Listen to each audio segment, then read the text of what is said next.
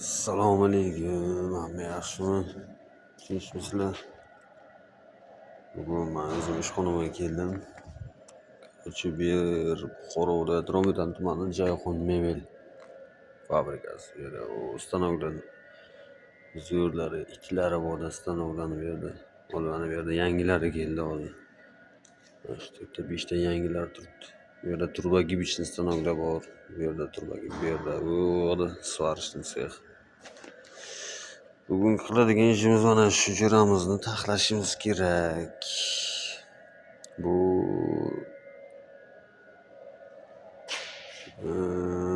nima deydi? Kitobiy tilda nima deydi bilmayman. Bizning sexning ichida sunnat apparat deyiladi bu. Nimaga bunday deyilganini nastroyka qilib ishlatib ko'rgandan keyin aytaman. Ko'rasiz, o'zingiz tushunasiz. Buni nima uchun sunnat apparat deymiz?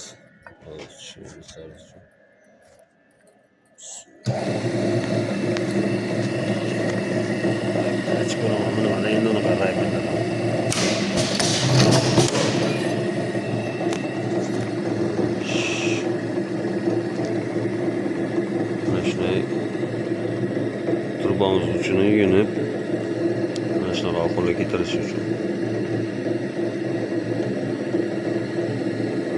Ozgina turba egriligi hisobiga yuza ikki xil bo'lganda o'zi uni taxlaymiz, tekislaymiz, o'sha cho'tka bo'ladi keyin.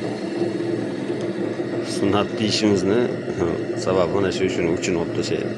Tekislab, birinchi tekislaydi, keyin girdagi faskani ham o'chadi. Mana xo'p. Mana bu holatda edi, bir tomonni olib o'tirdi. Endi bo'limini bor hozir ham bir tomoniga, lekin avvalgidan ko'ra ancha yaxshi bo'ldi. Bu biza o'tkazadigan, uchini tozaladigan turbamiz 3,5 metr atrofida bo'ladi-da. Uni stoyka berib to'g'ri turba bo'ladi. Hozir bu kalta turbaga nastroyka qildik. Lekin 3,5 metrlik turba qo'ygandan keyin buni nastroykalari yana o'zgaradi. Mana bu narsani tushib chiqishi bor, turbani joylashishi bor, qo'yilishi bor. Hammasi turba qo'yilgandan keyin qayta yana nastroyka qilinadi. Hozircha qilinadigan ishimiz 80% yaxshi rezultat bilan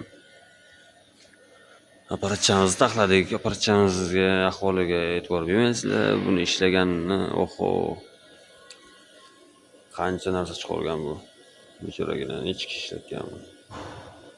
Shunday bo'lsa ham oxirigacha suvni chiqarib ishlatamizda hozir.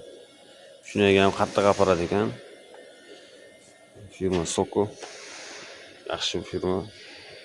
Bu yerda ko'p narsa, bu apparatni usti yopiq, ochib ko'rsataman bularni ham. Apparatlari yaxshi ekan.